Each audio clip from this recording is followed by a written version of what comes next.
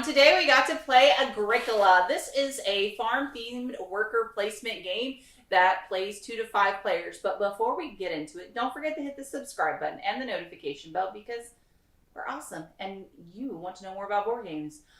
Tell us more about this particular board game. Well, first of all, it plays 1 to 5 players, so you can actually play it solo. My bad, 1 to 5.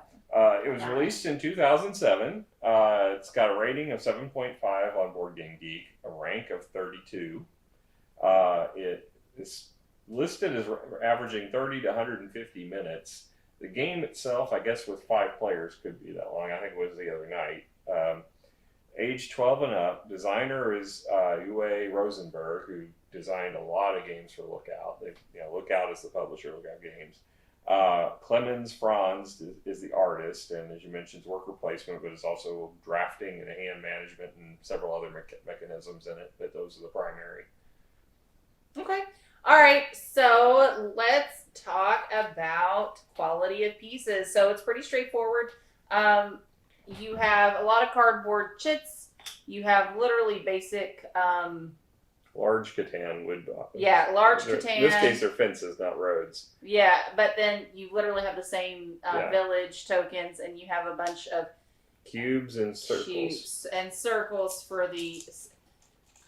This is pretty bad. I'm not gonna lie. I looked at you and said, "Get out."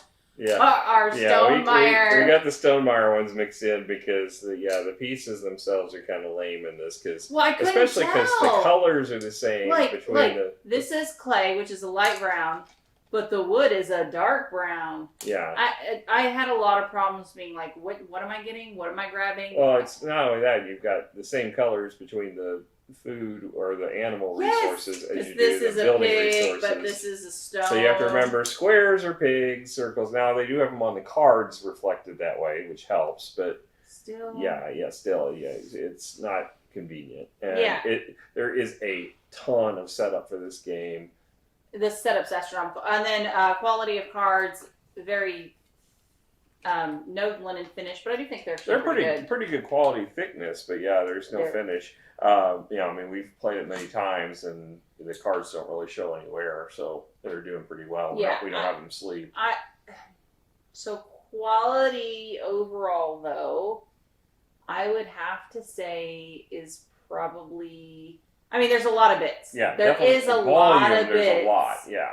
But I'm still, as far as what they mean, it's a 5. I don't see this any better than Catan. Well, the cards may be a bit lower, 5.5. I'm torn on this one because... And there is a purple color, so... I would give it probably a 6, but I think the way it's designed is very poor choices. I think they did it to try to fit in the box, which I understand, because there are so many bits already, but the player boards are... The way it's set up is a real mess. In order to play a 5-player game, because they've chosen to put them 2-sided, you have to sacrifice some of the functionality of the game to give for the placeholders for things to go in order to play a 5-player, because the placeholder thing's on the back of the 5th-player board. There's tutorials that are set up on the backs of boards, which we've seen that in other games from I think the Dungeon Pets had it like that, which isn't horrible, but in this case, I just really don't like the fact that you lose functionality for storage in the game while you're playing if you play with more players.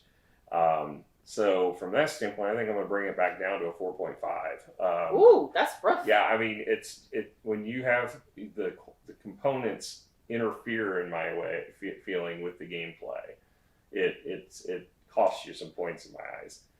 Okay, I'll stick with my 5.5 because the reality is this is no better than Catan as far as, I mean, there are a lot of bits, so maybe for value for money it might be all right, but overall it's just very lackluster, especially when you see like the Stonemeyer pieces. You're like, why couldn't we have done this?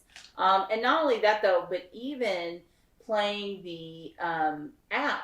Like I'm used to seeing an icon of an actual pumpkin and not a orange circle. The app for this is really amazing.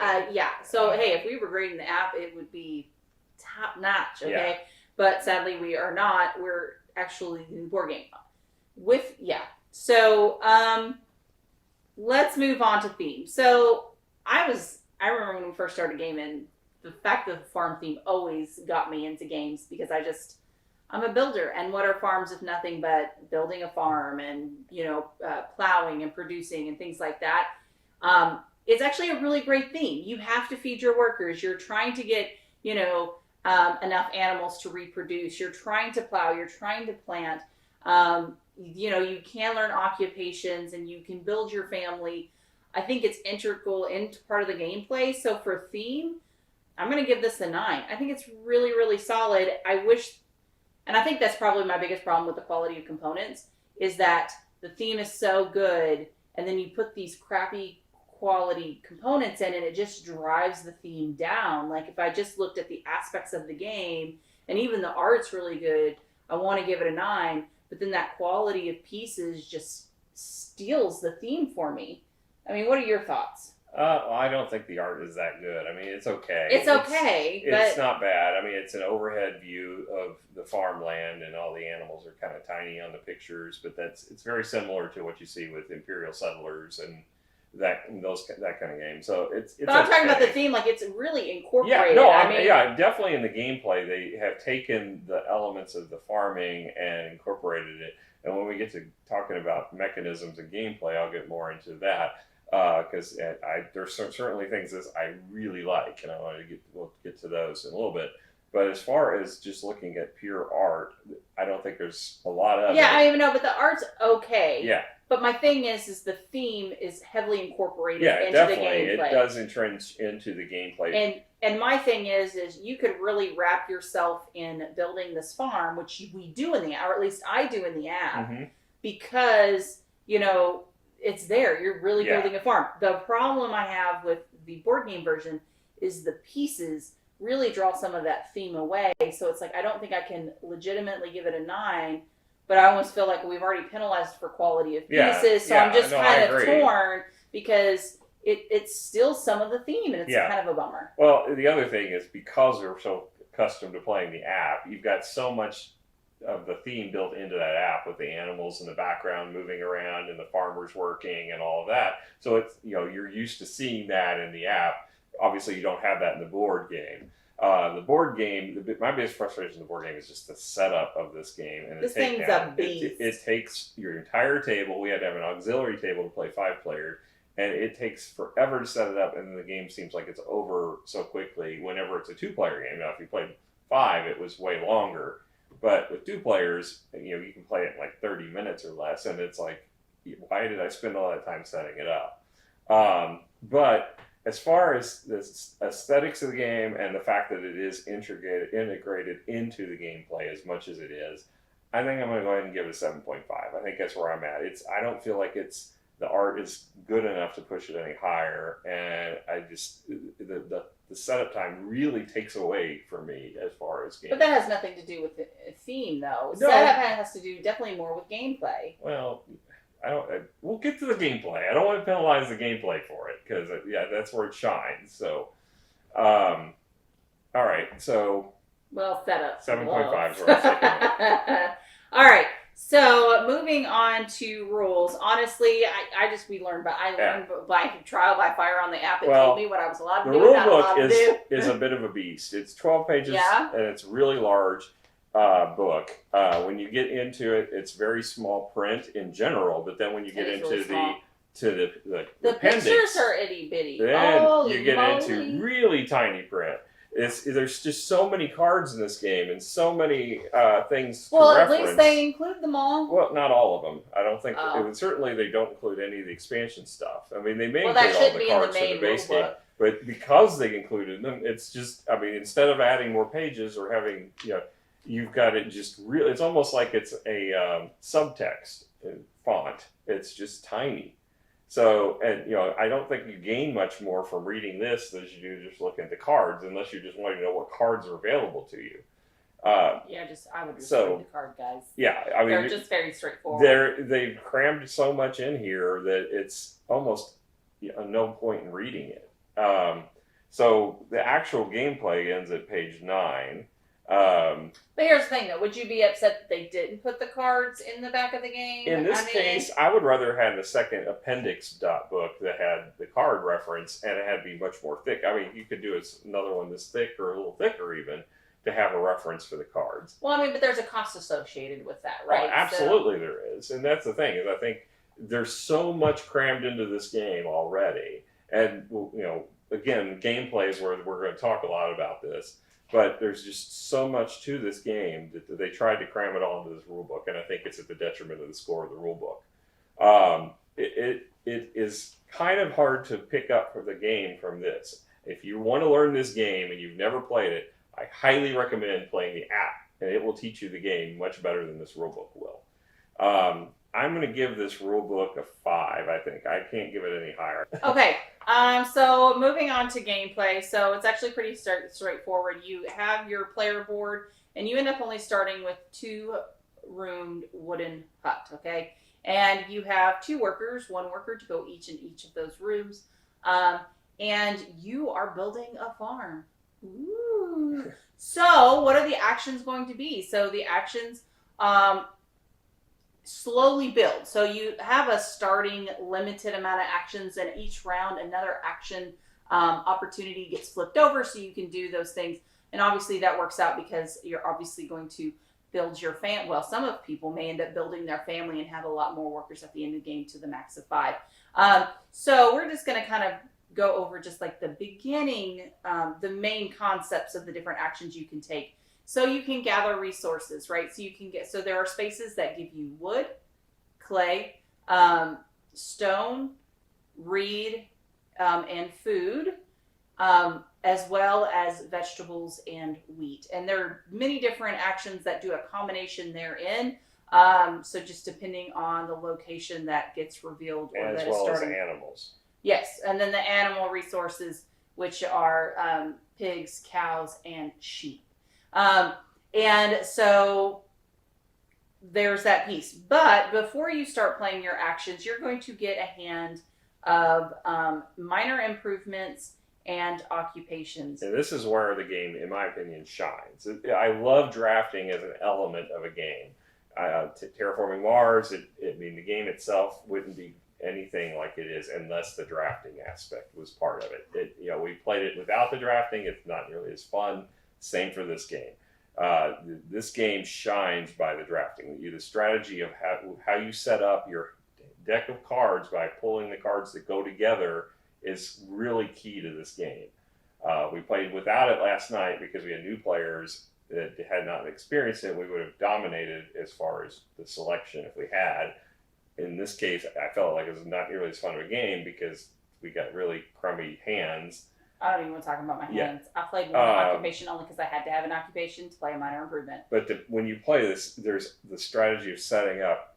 You're still getting at the mercy of what cards were dealt out to everybody that you're choosing from the pool, but at least you can coordinate them. Once you get that first card, you can maybe coordinate and set up something. Yeah, here's the thing, though. There's a bit of engine building to this, too, with this. Because, like, one example is there is a card that for every grain you have in your fields, with a certain amount of grain, you get a certain amount of free food at the harvest stage. So if you have 4 wheat, you get 2 food, and so free food, and so on and so forth.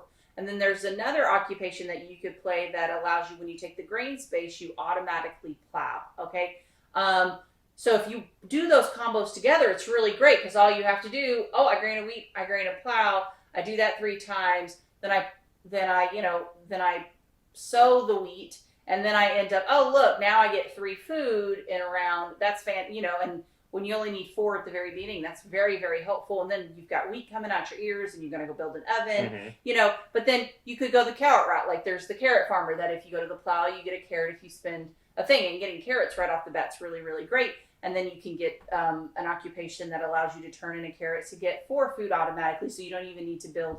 So there's a lot of cool combinations out there that are really impactful when you can draft. Now, sometimes drafting still don't help because you end up with a pile of nothing. Yeah, I'd say but it happens, and that's part of the fun. The biggest weakness as far as the drafting goes is the cards are very swingy in this game.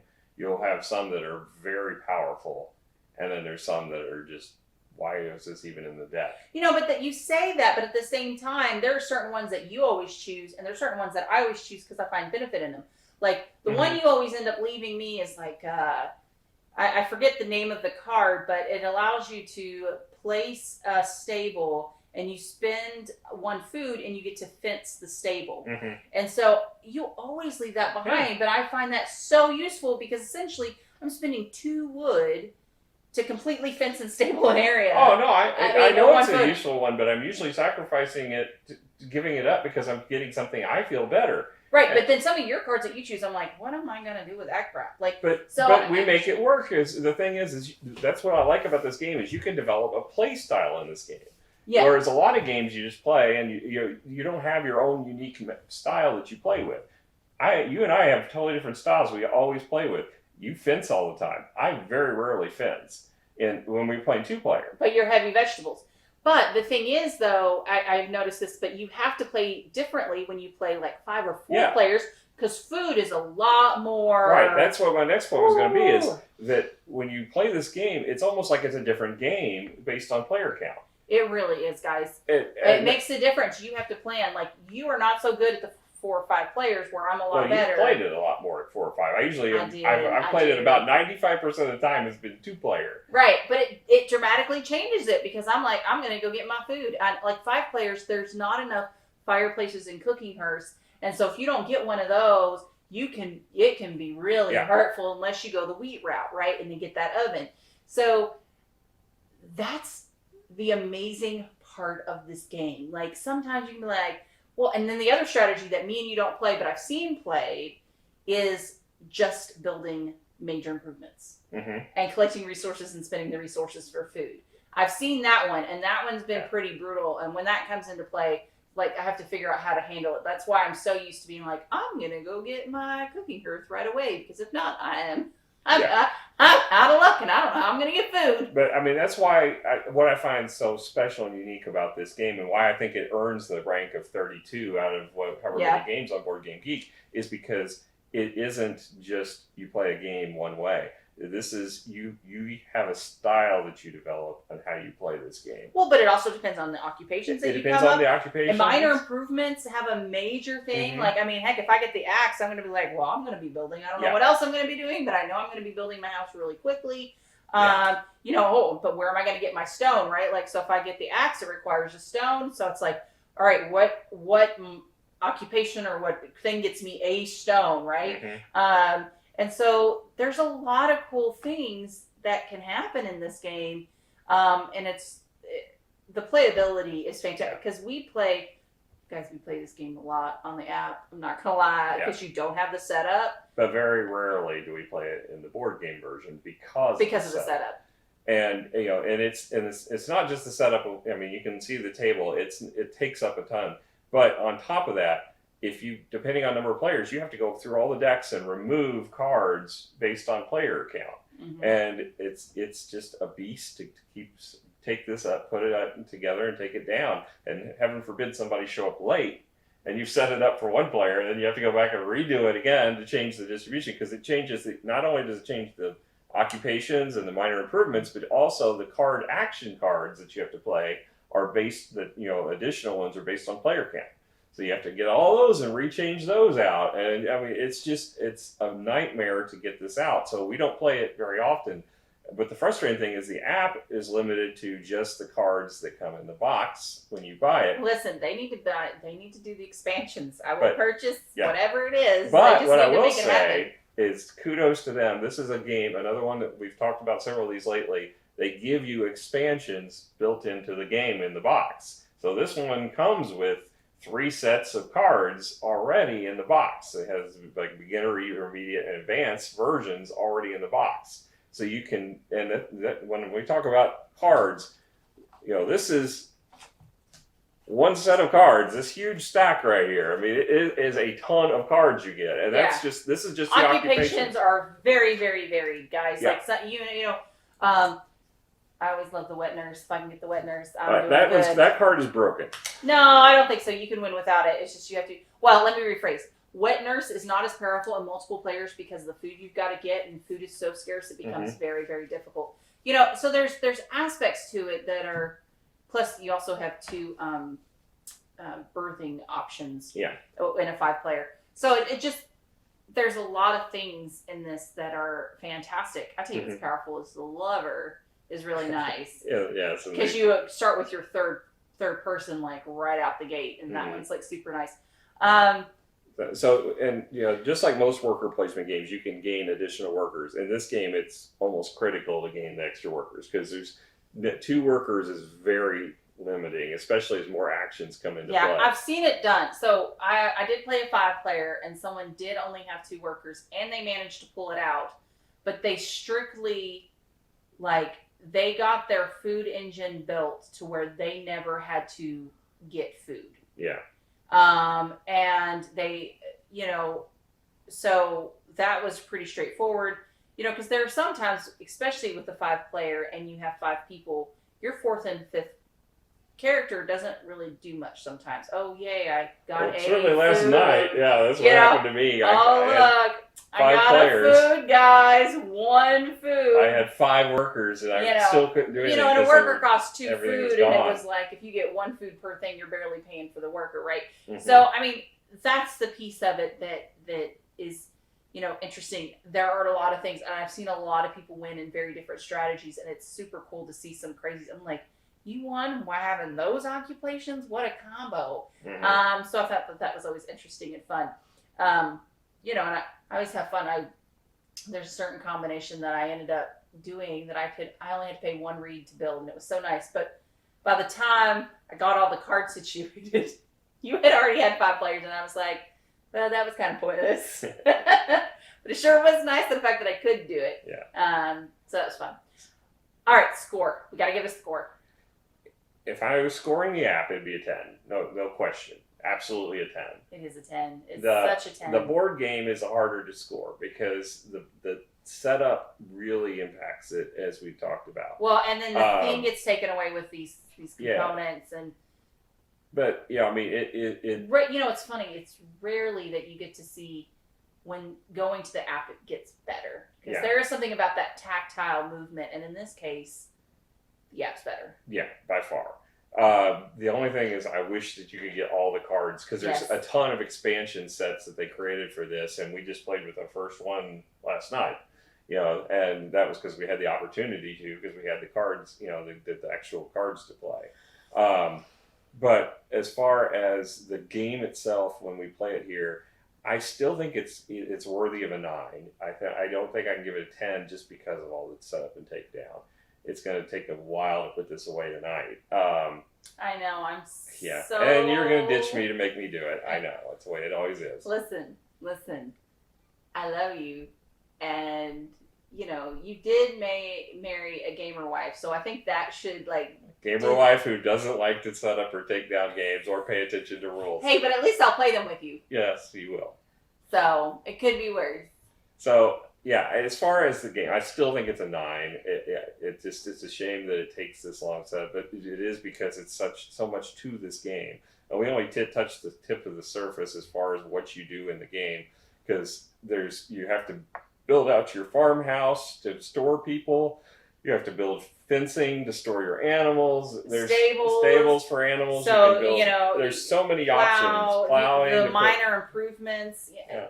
There's just so much, and it's so wonderful. I know, again, we said the app is a 10, and you were giving this a 9. The reality is, though, I almost feel like the creator of this game did such an amazing job. I know there's issues with quality of pieces and with the setup. The reality is we've played this game so many times, and we're not bored with it. No, it does not get old.